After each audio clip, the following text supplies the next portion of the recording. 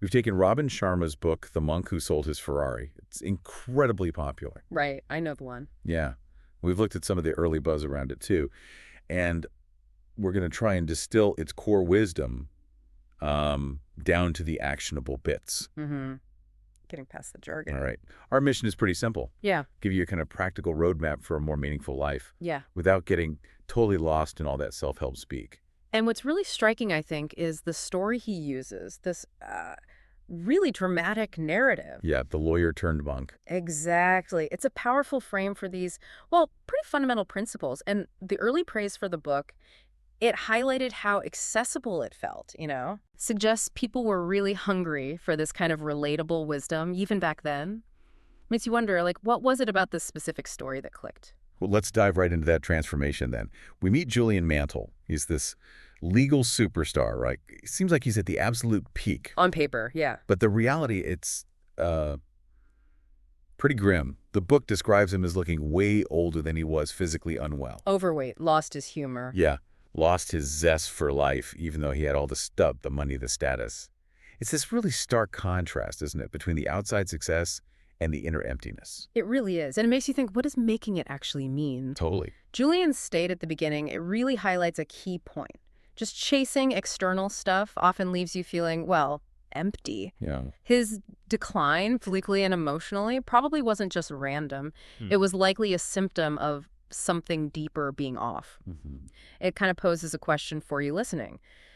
Have you ever hit a goal and then found the satisfaction just faded? Oh, for sure. What might that tell you about what you really need or value? Then comes this massive turning point, a heart attack. Right in the middle of court. Wow. Talk about a wake-up call. A brutal one. And Julian does something really drastic. He just walks away from everything. Everything. Sells the mansion, the private plane, even his prized Ferrari. The Ferrari, the ultimate symbol. Right. And just heads off to India looking for, well, answers, I guess. It's a complete shedding of his old identity. It really is. What kind of inner crisis pushes someone to do that, to make such an extreme choice? It must have been profound. It really speaks volumes about how deeply dissatisfied he was. To give up that kind of lifestyle willingly, it suggests this huge yearning for inner peace, for meaning. Yeah. His trip to India wasn't just a holiday. It was a real quest. He needed answers his old life just couldn't give him. It shows that sometimes you kind of have to tear everything down to build something better. So years go by, and then Julian just reappears, almost like a ghost visiting his old colleague. Right, the narrator of the story. But this is not the same guy at all. He looks young, vibrant, healthy, and just serene, deeply calm. The yogi of India returns. Yeah. And the change is so huge, so radical, that his friend just can't believe it. Total disbelief. It's the kind of transformation that immediately makes you lean in and wonder, okay, what did he learn? What secrets did he find? Yes. And the narrator's skepticism, it's totally understandable. I think it probably mirrors what some of you listening might feel too. Like, is that even possible? Such a huge overhaul. Exactly. Is it really possible? And if it is, what's actually behind it? Julian coming back like this, so vibrant, it's the hook. It suggests maybe profound change is possible for anyone. Makes you ask yourself, what changes do I want in my own life? So the story then takes us to this almost mythical place in the Himalayas, Savannah. Right. Picture this. A village apparently made entirely of roses. Yeah. Inhabited by these incredibly youthful, calm, almost silent monks. Led by this figure, Yogi Raman. Yeah. It sounds almost dreamlike, doesn't it? It really does. It sets a very specific tone. And their first welcome for Julian. It's just this simple meal. Fresh fruits, vegetables. A massive contrast to his old life of, expense accounts and fancy dinners. A huge contrast. It hints right away at a totally different way of living. Yeah. The almost magical quality of Savannah, it emphasizes that Julian has stepped into a whole new reality, a different paradigm. The focus on silence, on nature, it suggests mindfulness, internal focus, things you find in lots of wisdom traditions, right? True. And the simple food points to that connection between physical health and mental clarity. It makes you think, how much does our environment actually shape our inner world? That's a good question. And it's here in Savannah, guided by Yogi Raman's Fable, that Julian starts sharing these key principles for enlightened living. The core teachings. Right. And the first one is all about the mind. And it's represented by this really powerful image. A garden Ah, the garden analogy, Okay, yes. let's unpack this. The main idea is that our minds, just like gardens, need constant, careful attention. Weeding, nurturing. Exactly. You can't just let negative thoughts, the weeds, take over and choke out all the good We have stuff. to actively tend it. The beauty of it is how simple it is to grasp. Everyone gets what it takes to keep a garden healthy, right? Yeah. So applying that to our minds, it really highlights that we have to be active participants in cultivating our thoughts. It's not passive, it takes conscious effort. Mhm. So what kind of weeds maybe are growing in your own mental garden right now? What needs attention? Julian then introduces this really practical technique called opposition thinking. Okay. Basically, you actively catch a negative thought and replace it with a positive one. Mm. He shares this story about a school teacher, Malika Chand. Oh, yeah, I remember that part. Her school burns down. It'd be devastating, right? Yeah. But even then, she sees it as a chance to rebuild something even better. It's such a powerful example of resilience, isn't it? Choosing your response. Totally. Opposition thinking isn't about pretending bad things don't happen or denying your feelings.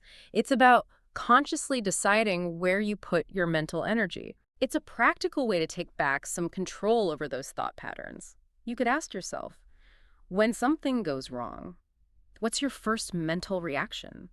And could you consciously try to shift that focus, maybe look for a potential positive angle? Then there's this idea of blueprinting. Blueprinting, right? The concept is you vividly imagine your desired reality first in your mind before it actually happens, like creating a mental picture of your goals. It sounds a lot like visualization techniques. Exactly. It seems like harnessing that power. Yeah, and blueprinting is more than just wishing. It's about actively using your imagination to create a really detailed mental plan, of a blueprint of what you want. Like a mental rehearsal. Precisely. That mental practice can build confidence, make your intentions clearer, and boost your motivation to actually do the things needed in the real world. You're kind of mentally practicing success before it happens. Okay, moving on. The next big principle is purpose. And the symbol here is a lighthouse. A guiding light. Makes sense. This one really hits home, doesn't it? The absolute importance of finding and living your dharma, your unique purpose in life. Julian himself admits, he's a huge success as a lawyer, but he felt like he'd lost the game of life because he wasn't connected to his deeper purpose anymore. That's such a stark reminder, isn't it? That external success without that inner alignment can feel, well, hollow. Yeah, empty. Julian's realization really speaks to that fundamental human need for meaning. Living in line with your dharma, your core purpose, gives you a kind of deep fulfillment that just climbing the ladder can't offer. Right. The lighthouse is like that constant reminder, this is your true north. So maybe ask yourself, what activities truly make you feel alive, fully engaged? Those could be clues to your dharma. And this principle, it stresses setting clear goals. Not just work goals, but personal, professional, spiritual goals. The holistic view. Yeah, and then crucially, taking consistent action towards them. He mentions creating a dream book. Ah, yes, the dream book, like a vision board almost. Kind of. A physical collection of your goals, inspiring pictures, things like that, making your dreams tangible, keeping them front and center. Right. And the core message is just so powerful. The purpose of life is a life of purpose. That's where the real lasting fulfillment comes from. That dream book, it works as a strong visual anchor for what you're aiming for. Looking at it regularly reinforces your commitment, keeps you focused. Makes sense. And emphasizing the balance, personal, professional, spiritual, that's key too. Real fulfillment isn't just about succeeding in one area, it's about nurturing your whole self. Next up is self-mastery, and the symbol is a sumo wrestler. Strong, disciplined. Exactly. Yeah. This introduces Kaizen. The Japanese philosophy, right? Continuous improvement. Yes, continuous small incremental improvements, mind, body, soul. The idea is that inner growth comes first. That paves the way for outer success. You have to work on yourself from the inside out. Kaizen is really powerful because it makes improvement feel less daunting. It's not about massive, overwhelming changes. Right, small steps. It's about those small, sustainable steps. Tiny, consistent improvements in all areas. They compound over time. It creates huge positive change eventually. It's about progress, not trying to be perfect overnight. Yeah. So what's maybe one small improvement you could make in your daily routine starting today? And courage is a big part of this self-mastery, isn't it? Definitely. The courage to get out of your comfort zone, face your fears, Yeah. which the book describes as basically just a negative stream of consciousness. Yeah. Reframing fear. Yeah. And this line really stuck with me. Highly actualized people do what less developed people don't like doing. Ooh, that's a good one. It's about embracing that discomfort that comes with growth, Right. tackling the hard stuff that gives you long-term benefits. That quote really nails a key part of self-improvement. Growth is usually just outside where you feel comfortable. True. And courage isn't about not feeling fear, it's about acting anyway. Realizing fear is just a mental story gives you the power to question it and choose differently. Then we get to willpower, symbolized by a pink wire cable. Okay, interesting symbol. The idea is that willpower is like a muscle. You can strengthen it with practice, with consistent effort. Like the strands of the cable making it strong. Exactly. The more you work it, the stronger it gets.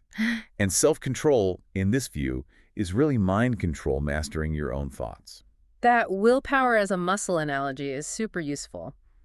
It means willpower isn't this fixed thing you either have or don't. Right, you can build it. You can develop it, strengthen it through practice. Like physical exercise, building mental discipline takes regular effort, pushing your limits a bit. Julian shares this mantra too. I am more than I appear to be. All the world's strength and power rests inside me. Powerful affirmation. And he suggests using it with creative visualization. It's about tapping into that inner strength, recognizing you have more potential than you might think. That mantra is a great tool for building self-belief, inner resilience. Combining it with visualization makes it even stronger, helps you really internalize those empowering ideas. It reminds you that you're not stuck by your past or your current situation. You've got this untapped potential inside. All right, next is time management, symbolized by a shiny gold stopwatch. Time. Always precious. But this isn't just about, scheduling tips. It focuses on the ancient rule of 20. Which is basically the 80-20 principle, right? Exactly. Focus your energy on the 20% of activities that give you 80% of the results. Be strategic, be intentional with how you use your time. The 80-20 rule is such a foundation for effective time management if you can identify and prioritize those high-impact things. You get more done with less wasted effort. Right. It pushes you to really look at how you're spending your time and maybe cut out or delegate the low-return tasks. And this principle also makes a really interesting point. Investing time in things that enrich your life outside of work isn't just a nice to have. Oh. It actually boosts your overall productivity. It's about seeing how all parts of your well-being are connected. You need balance for a sustainable life. That's a crucial insight. Taking care of yourself, your relationships, your hobbies, it can actually make you more focused, creative, and resilient at work. Prevents burnout too. Absolutely. A well-rounded life ultimately makes you more effective everywhere. Then we have relationships, and the symbol here is yellow roses. Lovely. The core message is simple but profound. Cultivate compassion, kindness, real connection in your daily life. It sounds basic, but it's huge. There's that touching story about the old woman and the little girl building a table together. Yes, illustrating that power of just being present, showing compassion. Exactly. It highlights how valuable strong friendships are and thinking about how you can contribute positively to others' lives. That story is beautiful. It shows how much impact small acts of kindness and just being connected can have. And cultivating compassion, empathy. It doesn't just help others, it deepens your own sense of purpose and belonging. Good relationships are just vital for well-being. Absolutely. And finally, we get to living in the present, symbolized by a path of diamonds. That's sparkling moments. Right. It emphasizes how crucial it is to fully engage with the now, savoring each moment as it happens. Not always easy in our busy world. Not at all. There's the story of Peter and the magic thread. The cautionary tale. Yeah, it's a powerful warning about constantly wishing time away, sacrificing today for some future happiness that might never quite arrive. It's so easy to fall into that trap, isn't it? Worrying about the future, regretting the past, and just missing now. Learning to really be in the present moment, appreciate it, that's essential for a truly fulfilling life. Like Julian says, happiness isn't some destination you arrive at. It's the journey. It's the journey, and it's a choice you make moment by moment. This principle also talks about gratitude, how focusing on the present, being grateful now, actually helps shape a better future. Right. Appreciating what you have now instead of always chasing what's next. Yeah. And the book sort of hints that all these principles come alive through daily rituals. Yeah. Practice is key. Gratitude is such a powerful practice for shifting your focus to the good stuff in your life right now. Definitely changes your perspective. It builds contentment, resilience, And yeah, the emphasis on daily rituals is vital. You have to consistently do these things to embed them in your life, make them real. So as we wrap up this deep dive, we've touched on all these interconnected ideas for, well, a more enlightened life, Yeah, maybe. framework, definitely. The power of our minds, needing purpose, the journey of self-mastery, strengthening willpower, using time wisely, nurturing relationships, and that gift of living in the present. They all weave together, don't they? It's a holistic approach. Yeah, it really shows how these different parts of life are all linked. And what's really valuable, I think, is that these aren't just, abstract philosophies. They're practical things anyone can start doing. Regardless of where you are now. Exactly. It doesn't matter your background. The fact that Sharma's book is still so popular suggests these ideas really tap into something fundamental, that human desire for a more meaningful life. Mm-hmm. And that kind of brings us to our final thought for you today. Okay. Just consider this. What's maybe one small, actionable step you could take, maybe even today, to start integrating one of these principles into your own life? Just one small thing. Yeah. Like what weed in your mental garden needs a little attention right now? Or what's one small pleasure right here in your present moment that you might be overlooking in the daily rush? Good questions to ponder. But just take a moment, let those ideas sink in. Here's to taking that first step, whatever it is, towards a more empowered and maybe a more deeply fulfilling life.